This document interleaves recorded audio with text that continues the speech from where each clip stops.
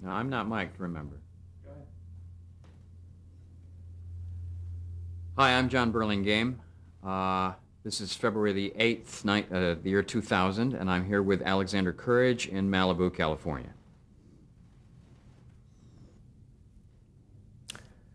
Okay, let's start with some background. Your name? My name is Alexander Mayor Courage, I'm Jr. Junior. You are a junior. Tell me where you were born and when. I was born on December 10th, 1919 in Philadelphia, PA. Okay, and a little bit about your parents, what their names were. My father was Alexander Mayor Courage, who came to this country from Scotland during the First World War. And since he had been apprenticed as a tool maker in Scotland on the Clyde, he got a job in Philadelphia making tools to make cannons for the French Army in World War I. And that's how he met my mother, who was French, and who was there for a Bastille Day party and picnic. And they met each other, and that's what got started. Okay, and when did your father come to this country? I think around 1913. Okay, so they got married. Yes. About 1917, okay. Probably. All right, and you were born in 1919. 19.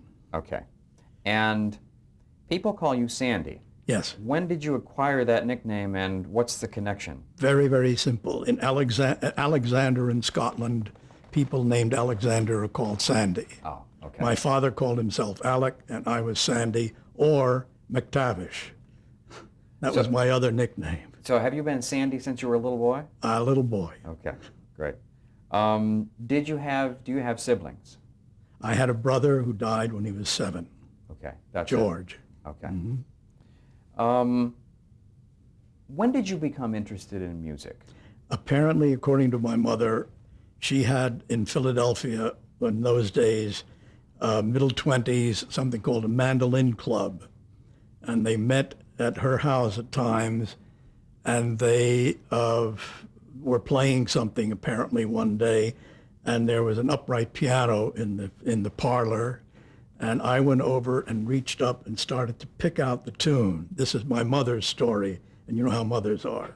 So anyway, they decided I should take piano lessons. How old were you when this incident happened? Supposedly 4, but I was part of a recital. I still have the program when I was 5 in a church, and I played a nursery rhyme. When did you actually begin to play an instrument in any sort of formal sense? My uncle, one of my mother's brother, had a boys' camp in Pennsylvania near Chester Springs, and I started imitating this fellow who had been in the Marine Corps who knew how to play the bugle. So I started playing the bugle in the camp, and then my father decided that I really needed a cornet because his father had played the cornet in some sort of a band in a place in Scotland where he was born called Cutkintullagh. I still have relatives there. Wow. And how old were you, do you think, when you picked up the bugle? I probably picked up the cornet when I was 8. I still have it. Do you really? Yes, yeah. It's an old Wurlitzer cornet. And so he taught me, from what he remembered of his father, how to play a scale on the cornet. And I went on from there, as it were. And then later on in high school, I had got a better cornet by then. I started getting interested in the French horn. So the school had one. And so by myself, I started playing French horn.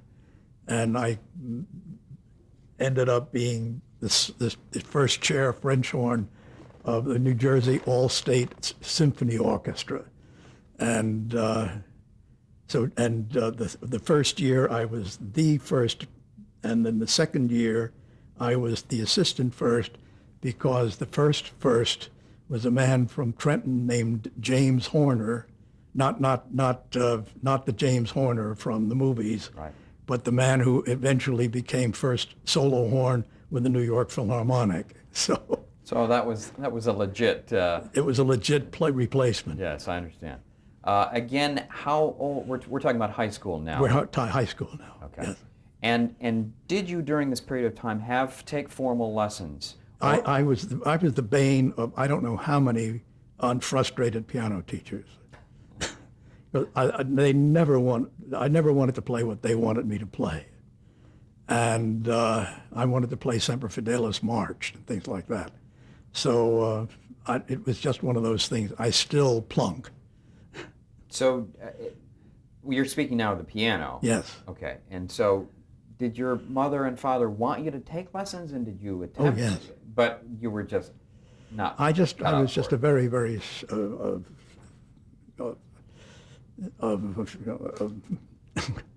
I was just too damned of what's the word? Stubborn? Stubborn. Yeah. Yes, I knew it started with an S. Anyway. So did formal lessons cease at some point? I mean, I know Oh, you yes. went to Eastman, but Well, I went to Eastman, and in the 4 years I was there, I had 3 different majors. I went as a composition major and flunked.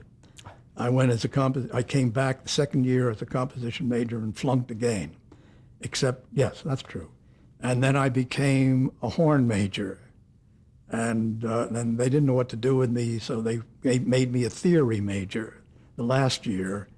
And I finally passed composition because I switched teachers. And the other composition teacher at Eastman was a man named Edward Royce. Royce. Yeah, Royce, like Royce Hall. Right. Because his father was the famous philosopher from Harvard.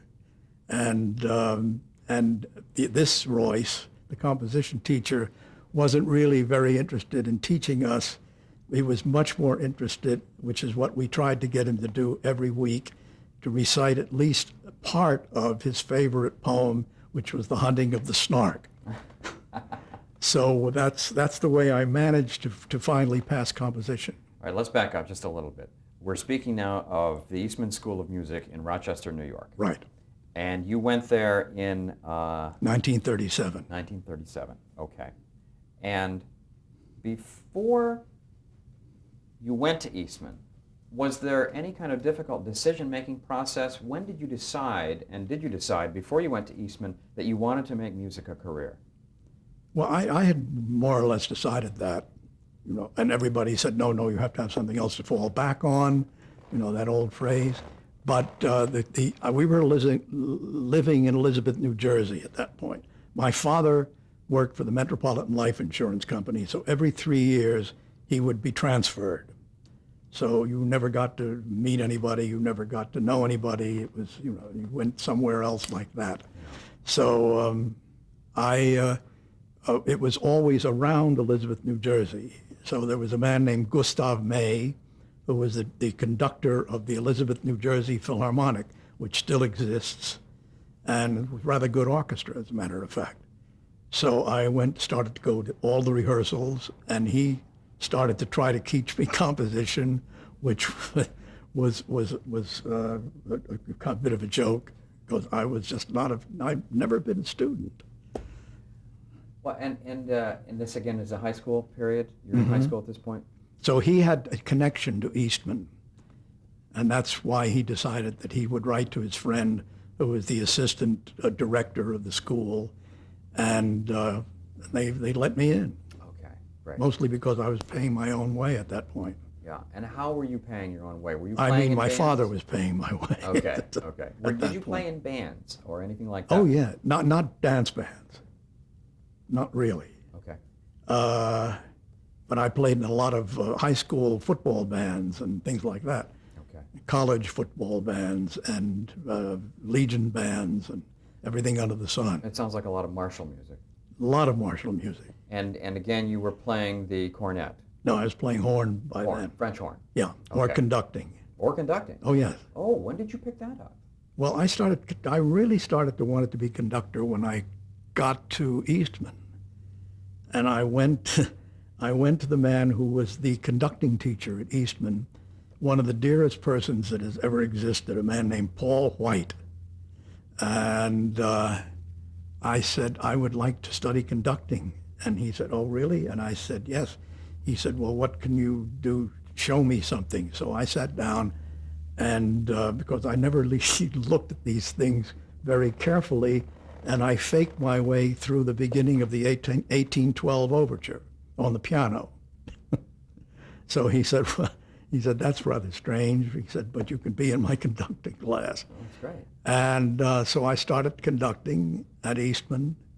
And in 1940, I had an interview, sort of audition with Koussevitzky. Really? Yeah. And I got into the sort of the second level of the conducting classes in the first year of the Tanglewood Center Orchestra at Tanglewood, in Massachusetts. Yeah. Okay. Now, you graduated from Eastman in 1941, Right. and your degree was in A Bachelor of Music in whatever. in whatever. Okay. 1941 coincides with the war. Is there any transition here between Eastman Yes. and the war? A girl. A girl. Okay. Tell me, and is the girl relevant to your eventual arrival here in California? Very much so. All right. What happened? Well, I met this girl. Actually, before that, I had met another girl at school whose father had invented the means for plugging a radio, which was the thing in those days, into a wall socket, because instead of a storage battery. And his name was Benjamin Franklin Meissner. And he was a big inventor and an incipient Nazi. And one of his daughters was sort of a student at the school briefly, and so that was something. But then after that, I met this girl who was very, very glamorous, shall we say, which was very unusual at Eastman.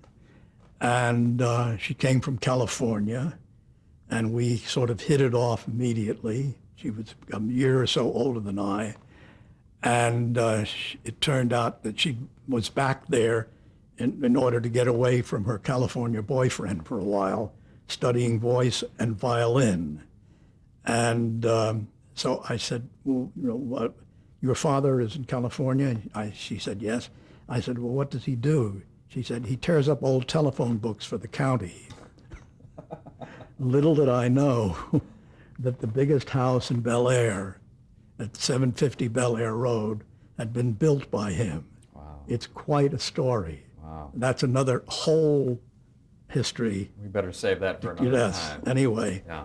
so So how did you get to California? well, and she, they came back for Christmas. It started to snow. That's it. And she had never seen snow in the streets before. She was amazed. And, because it only snows in the mountains in California. So she got off the streetcar and broke her ankle in the snow. So the parents converged, which was unusual, on Rochester, New York, for Christmas. And so we became friends. Then she told me she was going back to California because she couldn't stand the winter. And so we corresponded all through the rest of my junior year and senior year. And she wrote me these letters saying, you'll do just fine in California. You've got to come out here. All you need is a tennis racket and a tuxedo. And so I saved up enough money, doing odd jobs at 50 cents an hour, and hitched a ride to California. And that would be after you finished at Eastman in Yes. 41. Yeah. Okay. How did the war intervene for you? Well, I was here, and so I was on my way, as a matter of fact, with my brand new radio, over to their house in near Third and Rossmore to have lunch with them. By this time, I was a member of the family. Right. So, and I heard it on the radio. So the next morning at 5 o'clock, I was downtown, second in line, to enlist In the in Army? whatever, Whatever. Okay. in the Army, I guess. Okay. I came back the next day because they were not up to doing anything, and took a test. And they said, "When would you like to get in?" And I said, "Whenever." And they said, "Well, we'll let you know." So I went home, and Mrs. Atkins said, "You can't go." Mrs. Atkinson said, "You can't go into the Army until I give you your Christmas party." So I said, "Fine." So at the Christmas party, there was a fiddle player, a violinist from the Union, who was a member here. Right. And he said, "You don't want to do anything like that." He said, "Go down to the Union, and they will put you in a band somewhere." So I did that. So you went down to Local 47. Yes. The AF of M. Yep. And did they sign you up and put you in the Union? I'd already been a member in Rochester, Okay. but I hadn't transferred yet. All right. They So said, that was "Doesn't done. matter, Yeah. They said, "Where would you like to go?" They said, "Marchfield or Gardner Field?" I said, "Marchfield." Now, where was Marchfield and where was Gardner? Riverside. In Riverside, Yes. California. And It's where still was, there. And where was Gardner Field? Gardner Field was up near Taft, California. And to make a long story short, I ended up in Gardner Field Oh, really? as a band leader. Okay. Mm-hmm. Did this happen right away? No. I was at Marchfield for a year and a half Now, again, in the Army at this in point? the Army, Okay. playing horn, playing piano when somebody needed somebody, playing trumpet when somebody needed somebody. Now, were you part then of a group of musicians who were performing tell me exactly what this group of musicians was performing. This was the Marchfield, the Army Air Corps Band, Okay. and it was some band because we had some terrific people in there. Practically all of them came from the Southern California Oh, film yeah. and television, They came from what used to be called name bands, meaning the big bands, right? big bands, yes. Okay. So it was a great band. Yes, for instance, I remember very vividly the day that Joe Bushkin, do you remember Joe Bushkin? I'm afraid I don't. Oh, one of the great jazz piano players of all time. Okay. He came down to enlist. He was driven down in an enormous white Lincoln convertible by Bullet Sturgum, who was driving, and sitting with him was Lana Turner and Tommy Dorsey. Oh, man.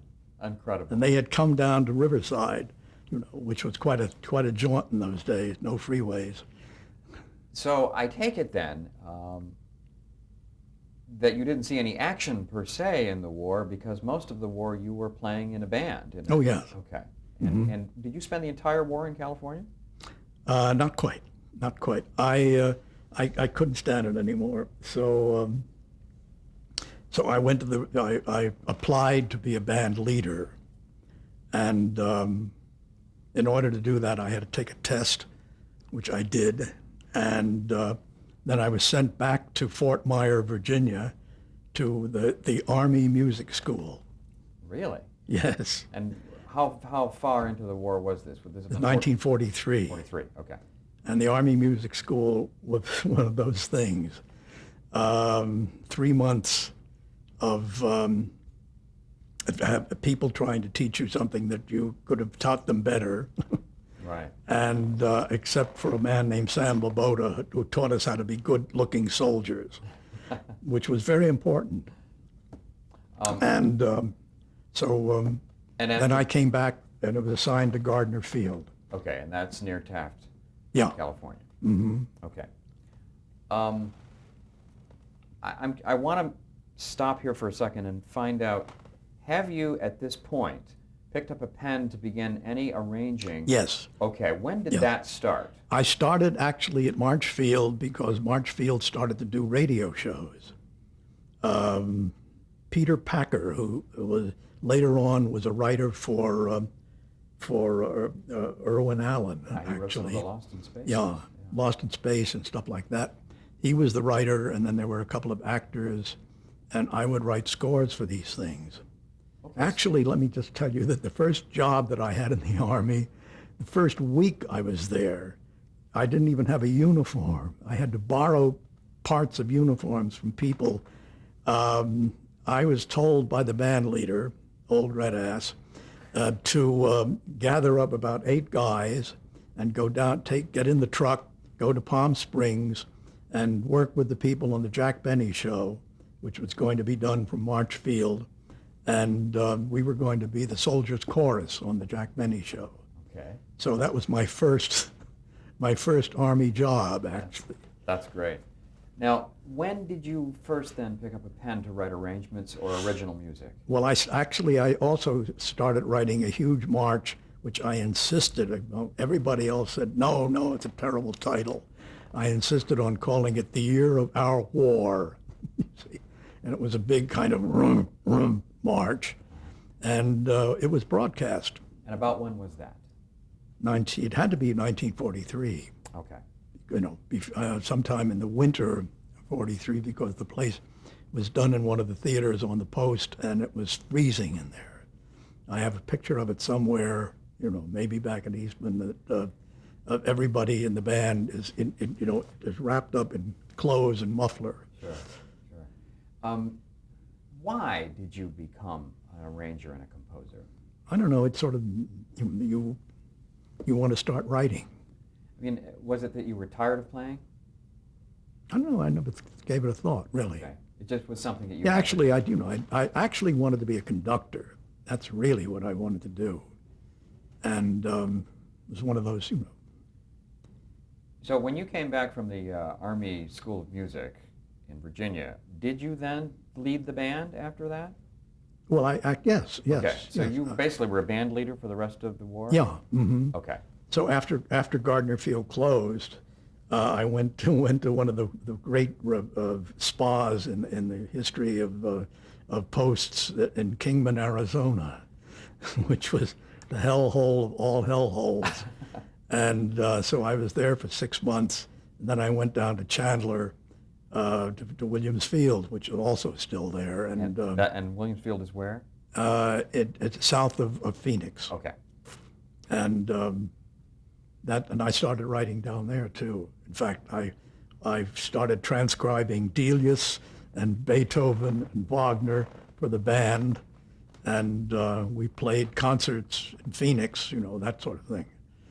So does that suggest then that a good deal of what you know and what you learned was actually not from the academics of Eastman, but from doing it Yeah. I think in the Army? Most of the people that I've run into in the business, as it were, out here, are people who started out in dance bands and learned how to do it in dance bands. They had some formal training, obviously. Sure. And you did too. Yeah. Yeah. You have to know a difference between a quarter note and an eighth note. Of course. But a lot of what you know how to do is actually achieved in practical experience. Mm-hmm. Okay, Yeah. Great. So then the war ends in 1945, Yes. and where do you go from there? Well, I was here. I came home. My parents were, by this time, had followed me to California. Oh, say they were out here then. Okay. Yes. I never did manage to get away from them. When I was about, I guess I was about 15, we had dinner once in one of those Sunday dinners at the hotel, and there was a nice man there who said, I want to give you a piece of advice, my boy. He said, as soon as you can, get as far away as you possibly can from your parents. And I just was dying to do that, but I never quite succeeded. Okay, so when did show business beckon? Well, I came out here. I already, I had my friend, from school, Doris, and her parents. We were, in fact, while I was in the service, I used to stay weekends at their house on Muirfield Road, and I would pretend to have come home, slept in the bed by muscling it up a little bit, and then I would get on the trolley car, go downtown, take the bus to Riverside, and take another bus to Marchfield to get there at 7 o'clock in the morning to play 3 church services on the organ because no one else was around, that could do that. Okay. So, it was, And of course, in the war, you were playing radio shows, so in a way, you were already in show business even before you got out of the war. oh yeah, we did the Benny Show, as a matter of fact, later on, and we were all very terrific by then. Yeah. Okay. Um, when did you start to work in radio? Well, actually, what happened was I came out of the Army, and my friend from school, Doris, was, quite a society belle in town, and she had a lot of friends from South America. And so they all gathered up at the Bel Air place one time, and one of them was Herbie Spencer. Okay. And And so who was Herbie Spencer? Herbert Spencer was the chief arranger at Fox.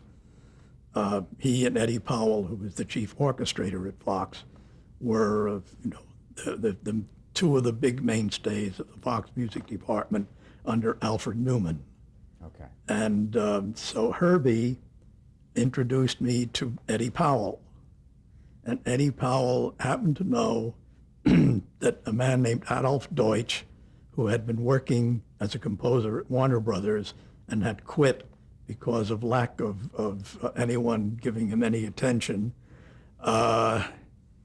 had taken on a radio show, and he was looking for a cheap young orchestrator. So by this also, while I was in the service at March Field, Maury Crawford was married to Harriet Crawford, who was the #2 copyist in the music department at CBS Radio, Okay. at KNX. So I had two possibilities. I went up to see Harriet, and she introduced me to Lud Gluskin. You know about his name? And we'll get to that. Lud Gluskin was... Lud Gluskin was the head of the national CBS music situation in California, Okay. and Bill was KNX radio in Los Angeles. Head of the music, Bill Wilbur meaning Hatch. Wilbur Hatch. Okay. Right. They called him Bill. Yes. Okay. So Bill and I became very good friends, the whole family, and so he had a show which was one of the big movie shows, on radio, called the Screen Guild Players, and he needed some help. Okay. Let's stop there, and we'll Right. continue in a moment.